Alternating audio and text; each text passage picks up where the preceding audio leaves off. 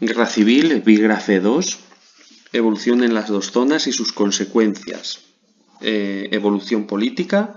Vamos primero con la evolución política en la España republicana.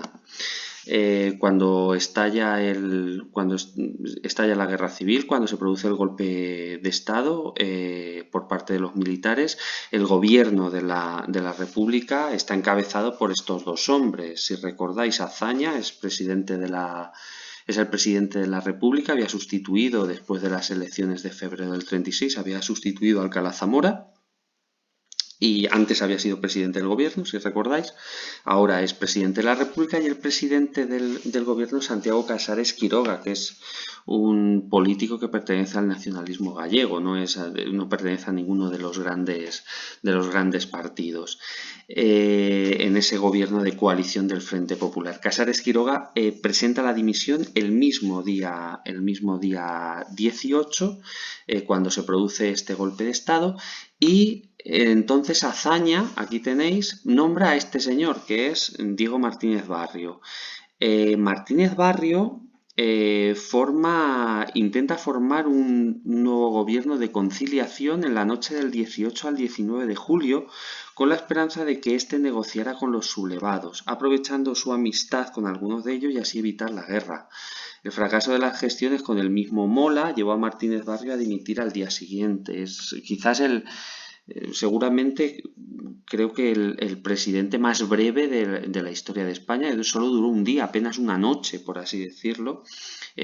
Azaña lo nombra con la intención, él había sido ya ministro en el gobierno de la República, pero tiene contactos personales, incluso amistad con algunos de los militares que se han sublevado. Entonces Azaña lo, lo nombra con la intención de que sea capaz de frenar a estos militares y así evitar la guerra. Supone que incluso habló telefónicamente esa noche del 18 al 19 de julio, habló telefónicamente con el general Mola. Y aquí vemos pues siempre que por parte del gobierno republicano siempre hubo una intención de no ir a la guerra, de frenar ese enfrentamiento, y sin embargo por el lado de la España rebelde o de la sublevada pues nunca hubo esa intención. Martínez Barrio, después del fracaso de no conseguir, porque categóricamente el general Mola le dice que no van a negociar nada y que van a seguir adelante, pues ese mismo día presenta la dimisión. Como anécdota decir que luego el futuro de Martínez Barrio está ligado a nuestra ciudad, Albacete, porque vendría aquí, instalaría sus oficinas en el edificio del Banco de España, que hay en el Altozano, y pasó aquí gran parte de la guerra civil porque fue, entre otras cosas, el encargado del acondicionamiento de locales y abastecimiento de las brigadas internacionales. Bueno, como digo, Martínez Barrio dimite ese mismo, después de un día como presidente, y entonces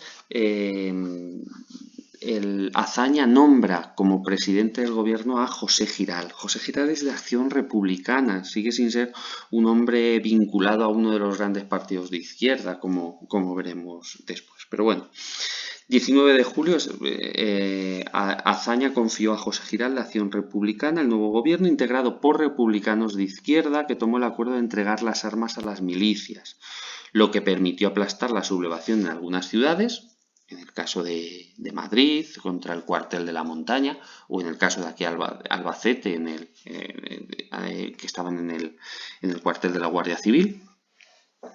Pero a la vez le hizo perder el control de la población. Esta imagen que tenéis aquí a la derecha es del propio José Giral en la estación de Atocha de Madrid, recibiendo a personajes y a las tropas que venían a Madrid a defender la capital. Giral no llega a esa batalla de Madrid, porque con la caída de Talavera de la Reina, en Toledo, en manos de Franco, Giral presenta su dimisión. Estamos hablando de septiembre del 36. El 5 de septiembre de 1936, Azaña encarga formar gobierno a Francisco Largo Caballero, que es este señor que tenéis ahí, que ya conocemos porque principalmente lo conocemos de la Revolución del 34. Bueno, Largo Caballero es el líder del PSOE y forma un primer gobierno con una amplísima coalición. Está integrado por gente del PSOE, del Partido Comunista, nacionalistas vascos, catalanes. Días después, en el 4 de noviembre, remodela el gobierno y tiene lugar un hecho que creo que es muy destacable, un hecho tan excepcional que solo ha ocurrido en este momento, y es que en su gobierno, en este segundo gobierno de Largo Caballero, van a formar parte de él 4 ministros de ideología anarquista. El anarquismo son 2 de los que tenéis, estos 2 centrales que tenéis aquí. Federica Montseny, que se encargaría de sanidad, y Juan García Oliver de Justicia. Pertenecían a CNT.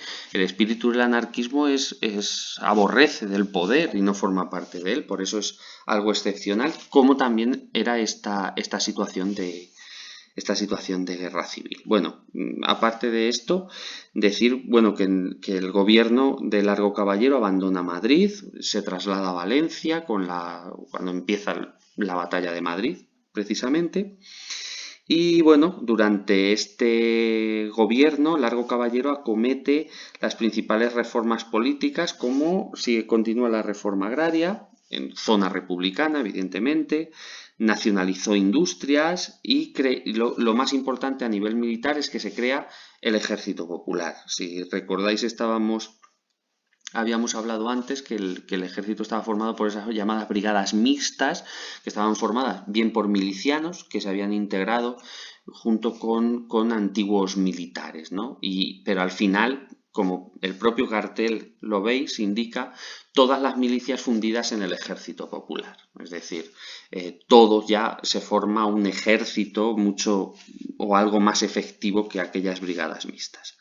Bueno, Largo Caballero tiene problemas sobre todo con el sector comunista, que cada vez tienen más protagonismo con la llegada de los suministros rusos, y también problemas con los anarquistas que no renunciaban a su política y ponían resistencia a integrar sus milicias en este ejército popular. Iban un poco ellos por libre.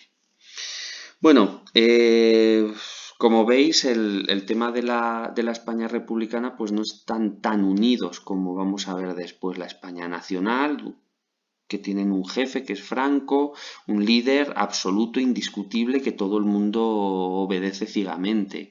Dentro de la España republicana pues hay distintas ideologías, están los socialistas, están los comunistas, están los anarquistas. Dentro de los comunistas también tenemos los trotskistas con los estalinistas, y todo aquello hace casi a veces una guerra civil dentro de la propia zona republicana. Bueno, para hacerlo brevemente, explicar brevemente así lo más importante. Continúo con el texto. Al final, las diferencias en cuanto a la política a seguir terminaron afectando al mismo gobierno. Para unos, CNT, FAI y POUM, CNT, FAI serían anarquistas, el POUM serían marxistas trotskistas. Ahora os explicaré un poco qué significa esto. En el cual pues lo esencial era hacer la revolución proletaria que haría ganar la guerra. Es decir, para ellos lo importante ahora es hacer una revolución, como decía Marx, es decir, acabar con la propiedad privada y hacer un Estado comunista, y con eso se ganaría la guerra. Ese sería el primer paso para ganar la guerra.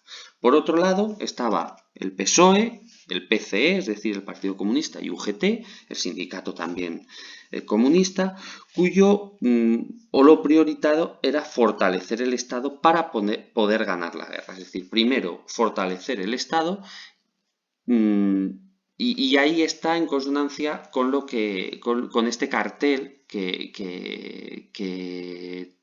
se hace a Largo Caballero, ¿no? El gobierno de Largo Caballero es el gobierno de la victoria, fortalecerle. Es decir, los comunistas lo que piensan es que hay que hacer un gobierno fuerte, hay que ganar la guerra y luego ya se hará la revolución. Entre unos y otros, pues al final todo esto estalla en Barcelona. En Barcelona, continúa en el texto, los enfrentamientos llegaron a su culminación en las llamadas Jornadas de Mayo de 1937, con combates en Barcelona entre partidarios de ambos grupos. En esa lucha fue detenido y asesinado el líder más prestigioso del POUM. El POUM significa Partido Obrero de Unificación Marxista, que es Andreu Nin, por orden del propio Stalin. Largo Caballero se niega a firmar la ilegalidad del POUM por presión de la URSS y presenta su dimisión formándose uno nuevo dirigido por el socialista Juan Negrín. Esto ocurre en mayo de 1937. Por explicarlo brevemente, ¿no? Para que podáis entender un poco qué es esto. En Barcelona se produce una especie de pequeña guerra civil entre anarquistas y comunistas por su forma o su percepción de ver las cosas. ¿Qué tiene la URSS o Stalin en contra del POUM? Se supone que la URSS, ¿no?, es comunista y el POUM es un partido marxista, es decir, son todos comunistas. Pero ¿cuál es la diferencia? La diferencia está entre el trotskismo y el stalinismo. El comunismo está unificado. Lenin es la cabeza de esa revolución rusa. El problema viene cuando muere Lenin. Cuando muere Lenin hay dos aspirantes. Por un lado está León Trotsky, que es el que había formado el Ejército Rojo, que tiene una idea de cómo continuar, ¿no?, el comunismo y cómo extenderlo por el mundo. Y por otro lado está Stalin, que es el secretario general del Partido Comunista, que tiene otra idea distinta.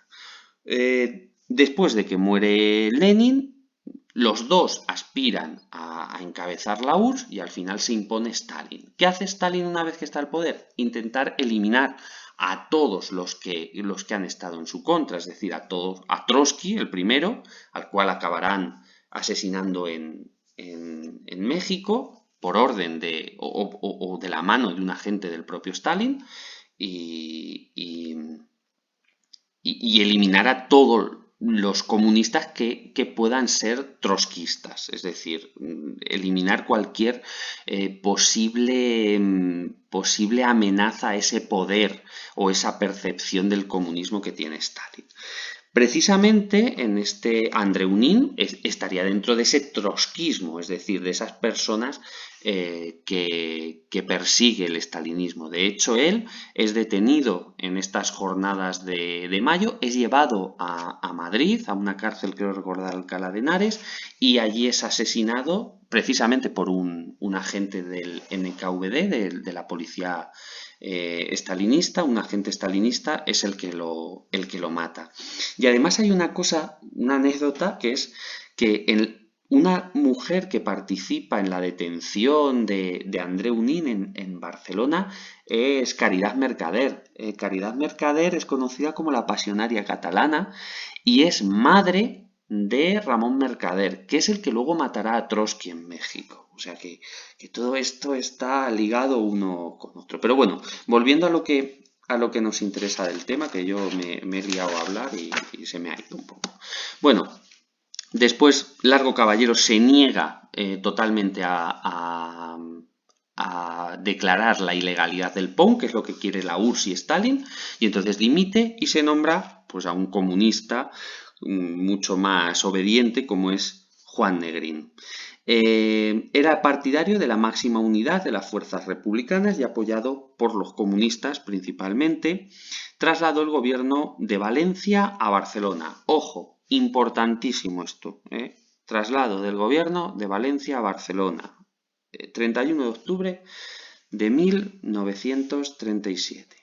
En un intento de lograr un acuerdo con los nacionales y pactar una paz negociada. El gobierno aprobó los llamados 13 puntos de Negrín, que eran una oferta de paz. Bueno, en esta imagen tenéis al doctor Negrín, aquí tenéis a Azaña junto con Negrín, y aquí tenéis una imagen de lo que serían esos 13 puntos de Negrín, es decir, lo que propone Negrín para conseguir o para negociar la paz.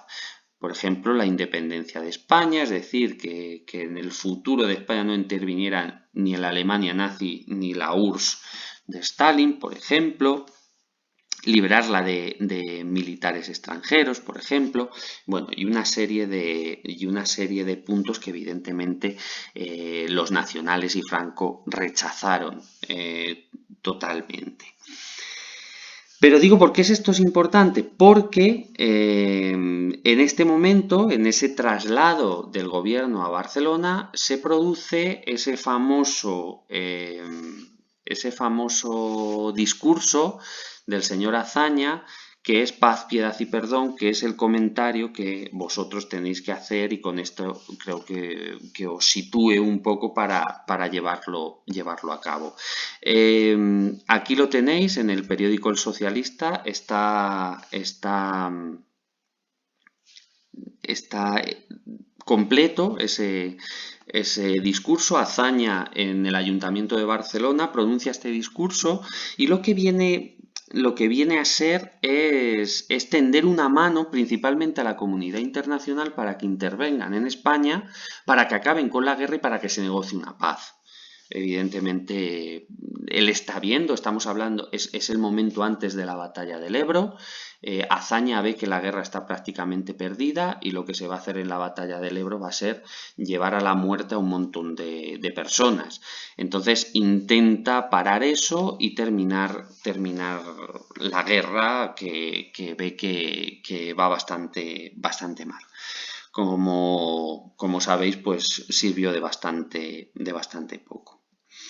Bueno, pues en febrero del 39, otro aspecto que ya conocéis es por iniciativa del coronel Casado, se reúnen de forma secreta los más altos mandos militares del ejército republicano con Negrín en la llamada reunión de los Llanos en Albacete, donde los militares son partidarios de una rendición, mientras Negrín es partidario de continuar la guerra a ultranza en espera de que estallase la Segunda Guerra Mundial y los países democráticos ayudasen a la República. Esta reunión de los Llanos, aquí tenéis el palacio del que ya hemos hablado, comentaba un historiador de aquí de Albacete, Carrión, que ha estudiado mucho este tema, que es una reunión muy poco conocida porque se produce aquí en Albacete, seguramente, que si esta reunión se hubiese producido en una ciudad más importante hubiese tenido más calado y más eco. Al producirse aquí, pues no tiene mucho, no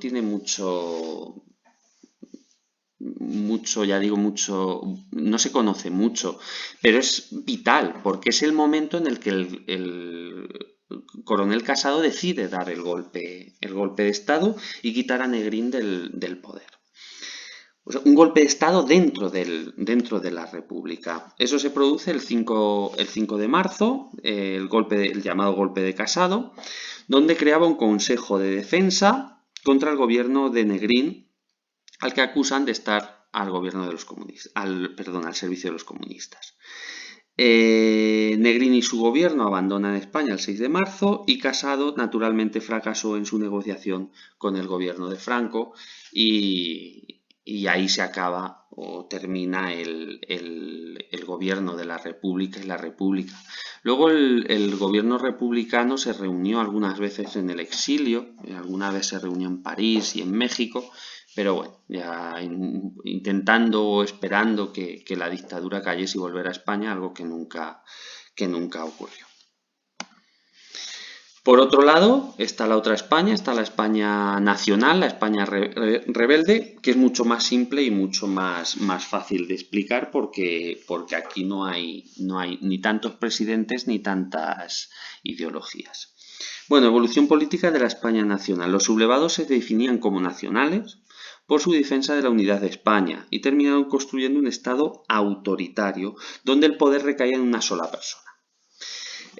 Bueno, si recordáis, estos son los principales militares que dan el golpe de Estado y supuestamente si ese golpe de Estado tenía éxito, el que iba a encabezar la dictadura sería Sanjurjo. Pero la muerte del general Sanjurjo en un accidente de aviación en julio del 36, cuando se dirigía a Burgos para encabezar la rebelión, puso en primer plano la figura de Francisco Franco, al que únicamente podía hacerle algo de sombra el general Mola. que también muere, con lo cual si le podía hacer algo de sombra, con su muerte se soluciona todo. Bueno, la Junta de Defensa Nacional fue creada en Burgos en julio de 1936, sería, por así decirlo, el embrión, ¿no? el principio del gobierno franquista.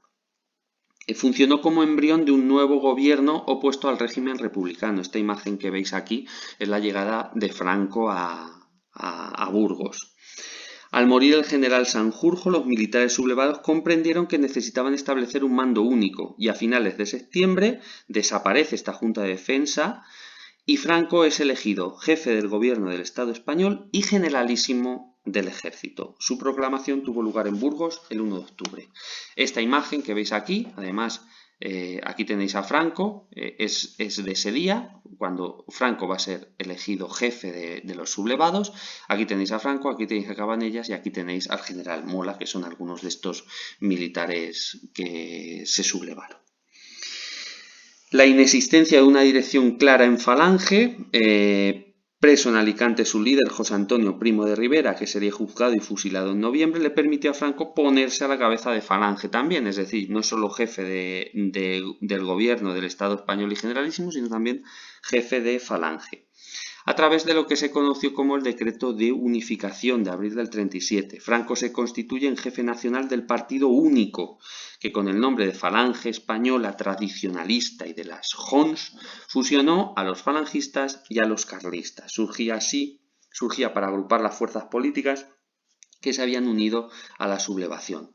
Franco reunía en su persona todo el poder del ejército, del gobierno y del partido único. Es decir, en la España franquista, aquí tenéis a la izquierda, tenéis la imagen, la bandera de Falange, aquí la bandera de los carlistas, la Cruz de Borgoña, y aquí tenéis una representación de Franco, ¿no? Una representación que a algunos falangistas no les gustaba mucho, con Franco con esa camisa azul bordada de la Falange, como decía el himno, el cara al sol, ¿no? Camisa nueva que tú bordaste en rojo ayer, con ese símbolo del yugo y las flechas, y la boina roja de los carlistas. Entonces Franco, ya digo, jefe de gobierno, generalísimo del ejército y jefe del único partido que va a existir en la España franquista. Bueno, el primer gobierno que forma Franco es este que veis aquí. Continuamos con el texto. En enero de 1938 se constituyó el primer gobierno del nuevo Estado, el generalísimo, que concentraba la jefatura de Estado y la presidencia del gobierno, y el primer gobierno era un agregado de tradicionalistas, falangistas y sobre todo militares. Algunos de estos señores que formaron este gobierno pues son estos: Serrano Suñer, muy amigo de los nazis, por ejemplo, o Martínez Anido, que era conocido, había sido gobernador militar en Barcelona, muy conocido por ser un personaje, también había participado en la guerra de Marruecos, pues un personaje muy, muy sanguinario. Y con este primer gobierno, pues se crea el escudo de la España franquista, que no es otra cosa que una serie de refritos, ¿no? Por así decirlo. Tendríamos el escudo, este es el de los Reyes Católicos con la cruz con el águila de San Juan, el escudo de los Reyes Católicos de Castilla, León, Aragón y Navarra, con Granada, con las columnas del Plus Ultra, y al que se añade esto que puede parecer el símbolo de la Falange, pero que no es otra cosa que el símbolo de los Reyes Católicos. Las flechas de el yugo de Isabel la Católica y las flechas de Fernando el Católico. Ese es el escudo de la España franquista. Bueno, y ya por último, como remate, la Iglesia Católica publica la Carta Colectiva del Episcopado Español en julio del 37, escrita por el cardenal Gomá, que es este señor que tenéis ahí al lado de Franco, es este señor que tenéis aquí, este es Serrano Suñer y este es Francisco Franco, en el cual pues explica la naturaleza religiosa de la guerra, es decir, la guerra es como una especie de guerra santa contra los infieles, los ateos, los rojos y casi el demonio. Daba el respaldo al bando sublevado, es decir, la Iglesia va con los militares sublevados, con lo que se llamó el alzamiento nacional. Se presenta como una cruzada y a Franco como un hombre providencial. Aquí este cartel en el cual se ve cómo se representa, ¿no?, al ejército sublevado como si fuese una cruzada de esas medievales contra los infieles y todas estas cosas. Bueno, ya por último nos vamos a las consecuencias de la guerra. Bueno, pues las consecuencias de la guerra todavía sigue siendo objeto de debate las pérdidas humanas. Se calcula que la cifra de muertos estaría en torno a unos 450.000 entre muertes ocasionadas por la guerra y por actividades represivas de ambos bandos. Otra cifra serían los emigrados políticos. Se calcula que salieron por la frontera francesa unos 400.000 personas desde Cataluña, aunque algunos retornarían, unos 100.000. Es decir, estamos hablando de unos 300.000 más sumados a los 450.000, pues tendríamos una cifra entre 700 y 800.000 personas que pierde España, que es bastante importante. Después, en cuanto a los prisioneros de guerra, las cárceles franquistas se llenaron de personas acusadas por delitos políticos. Tuvieron que crear muchísimas cárceles, en cualquier pueblo se hacía una cárcel, porque había muchísima gente que meter en la cárcel. Más de 250.000 personas ingresaron en prisiones o en campos de trabajos forzados, y Franco también introdujo la depuración entre los sectores de la administración, la burocracia, el ejército, la policía, profesores, maestros, jueces, es decir, todas aquellas personas que habían sido republicanos o defensores de la República, pues son apartados de sus trabajos. El avance cultural y educativo que se había conseguido en la República, pues la cultura española entró totalmente en quiebra. Las consecuencias en el terreno económico fueron desastrosas, se habían perdido todas las reservas, se había disminuido la población activa, se habían destruido infraestructuras viarias y fabriles, viviendas, y la renta cae a niveles bajísimos. Y las consecuencias políticas fue que se acaba el final de la experiencia modernizadora y democrática que había sido la República desde 1931 y se inicia en España un periodo de represión, de falta de libertades políticas y supresión de derechos fundamentales, que es la dictadura franquista, que es lo que veremos en el tema siguiente. De todas estas consecuencias, yo lo que querría destacar con este mapa que veis aquí son todas las fosas que existen en España de asesinados en la guerra civil. Si os fijáis en los colores, bueno, tenemos las que están en verde, que son muchísimas, en las cuales no se ha tocado absolutamente nada. Las que veis en amarillo son algunas que se han llevado muertos que se llevan al Valle de los Caídos, otras en rojo que están parcialmente sumadas. Bueno, un problema que tenemos un montón de gente muerta por ahí, un montón de cadáveres, un montón de familias esperando encontrarlos, y esto quizás creo que es lo más grave, ¿no?, de las muertes que se produjeron en la guerra civil y no haber sabido gestionarlas, no haber sabido gestionar esto y incluso hoy en día no saber darle una solución que pueda dejar principalmente a las familias pues poder cerrar este capítulo. Bueno, con eso terminamos este segundo epígrafe, que es, como veis, mucho más corto que el anterior, y destacar sobre todo ese momento de Alcalá Zamora, que es de Alcalá Zamora de Azaña, para hacer el comentario de texto. Bueno.